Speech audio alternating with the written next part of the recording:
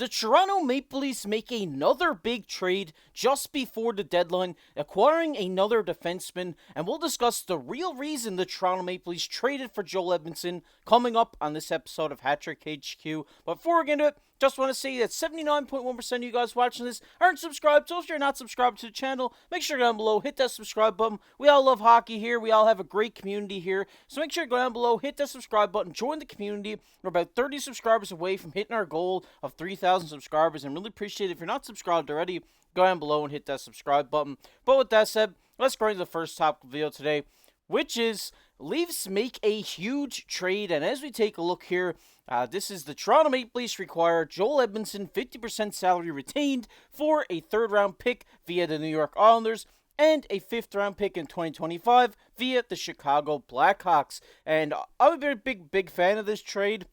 Obviously, if you've been watching this channel for a while, you know me personally, I am a Montreal Canadiens fan, and I did like Joel Edmondson's game during his time in Montreal. I think he's really going to benefit here on this Leafs roster, but we're going to look into it here. This is the full trade from Frank Saravelli on Twitter.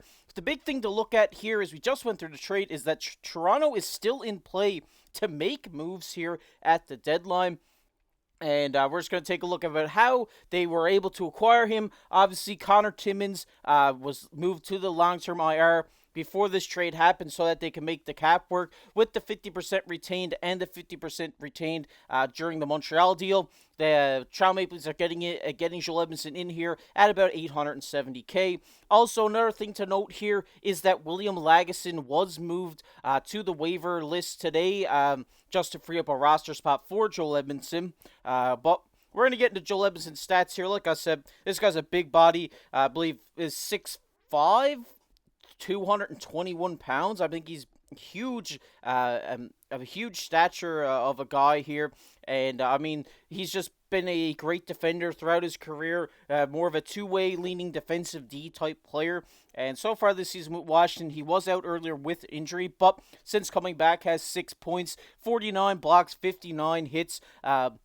Like I said, this guy can be deployed at even strength. The penalty kill, he's a big body, has a long reach. It's hard to make plays around this guy in like the defensive zone because he got such a long reach. He's such a physical presence out there, and he's just a great player at this stage of his career. Can be in and out of the top four and can slot into the 5D role here in Toronto. Where they're looking to contend. And, I mean, as you see his stats here, this guy has been a solid player. I mean, last year with Montreal in only 61 games, he had 149 blocks, 112 hits. But we're going to get to the next here, and this is where I think we may see him slot in here.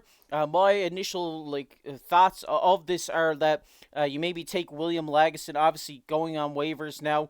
Maybe you just slot Edmundson in here. He is left-handed shot, but he can also play the right side. So I think maybe you slot him in here with Simone Benoit on this third pairing.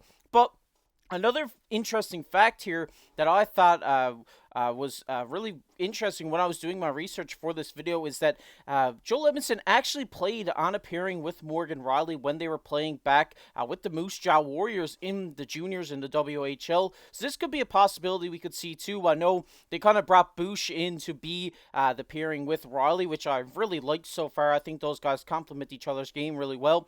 But if they feel like they need a mix-up here, they could even try Edmundson out with Rielly. But in my opinion, I think this guy is more of a third pairing, could slot up in the second pairing at time type of defenseman. He's going to, be a great player for this team. He's a physical presence. He lays the body. He blocks the shots. And in a playoff series, this guy can get under opponents' skins. We've seen it multiple times with Joel Edmundson in Montreal. He's always in the mix. He's always in the scrum, chirping back and forth and trying to get something going with the opponents, trying to get in their head. And I think this is what he brings to this team. Also, another good thing to note here about Joel Edmundson is that he's been to the Stanley Cup final twice in the last 5 years. So, I mean, for Leafs fans, I mean, that's looking pretty good. I mean, this guy has been on some great rosters, and being to the Cup twice in the last 5 years really shows, how much experience he has and what he can bring to this dressing room. He knows what it takes to get to the finals. He knows what it takes to make a deep playoff run. So this is some stuff that he can maybe show this locker room during his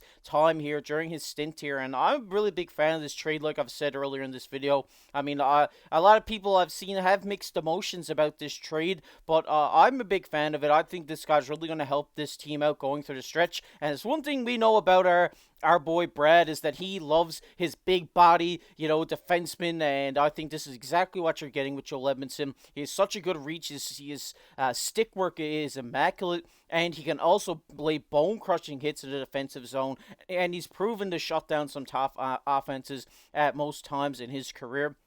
Really like this trade here. Obviously, another left-handed shot. You can either play him at the left, play him at the right. I really do think that they will try him out here on the right with Simone Benoit, but we could see him slide up and down this lineup accordingly, seeing how he plays and stuff like this. I'm really excited for this trade. And another thing about Edmundson's game is the penalty killing. He's a great penalty killer, and now with William Lagesson on waivers, we could see him easily slot in on this first power play unit, or first penalty kill unit, with DJ Brody on the back end, or maybe they slide Bush up to that first penalty kill unit, and they slot Edmundson down on the second penalty kill unit with Simone Benoit. It'll be interesting to see what they do here, but I do expect that Joel Edmundson will be in the mix here for the penalty killing unit, because he's such a great penalty killer. He's shown it multiple times in his career, and I think this guy is a great acquisition by Brad Living and the Toronto Maple Leafs. I think bringing in a big body guy here to make a deep playoff run. He's been there. He knows what it takes to make it to the Stanley Cup final, and this is just some knowledge that he can show to this team during the playoffs, and I'm excited. Can't wait to see what Joel Edmundson does here in Toronto. But there is another thing that I wanted to talk about today, and that is more moves to come.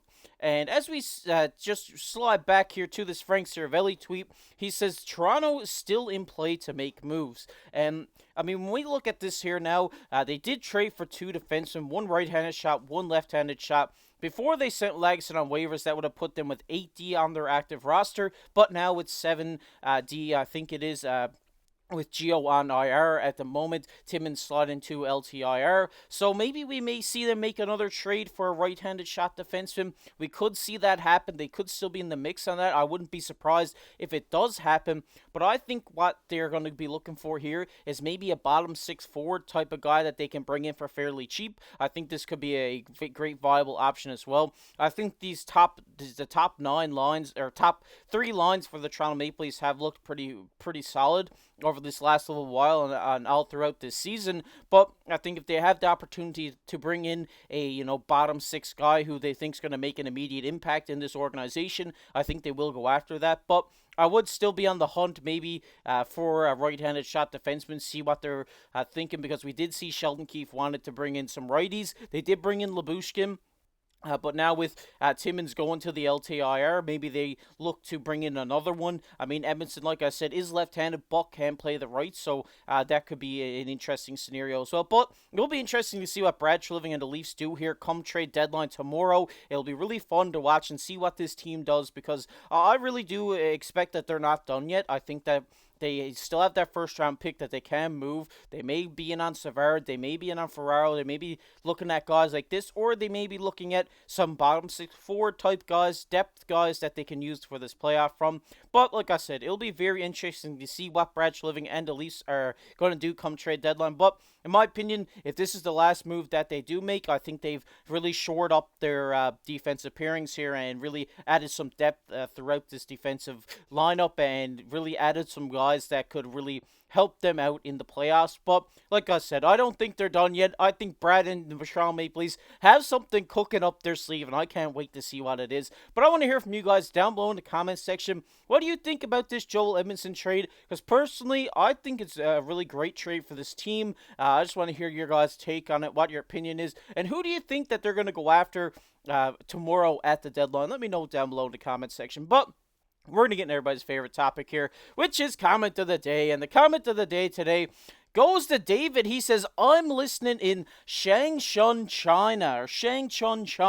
Sorry if I'm pronouncing that one wrong, but I mean, shout out to you, David. Thanks for your support from all the way from China. I mean, I can't believe that all you guys are watching all over the world. It really means the world to myself and my co-host Mark that we've built such a great community here, and you guys are watching us from all over the world, getting your daily dose of NHL right here at Hat Trick HQ. And like I said before, I want to hear from your you're watching it, you're tuning in from, where you're watching from. Let us know down in the comment section. If you enjoyed this video, make sure down below, hit that like button, hit that subscribe button. We're under over 3,000 subscribers, and if you're not subscribed already, make sure to go down below and hit that subscribe button. If you want to check a video we did yesterday on one of the trades, it'll be popping up on your screen right now. But as always, I've been your host, KC. Keep your stick on the ice.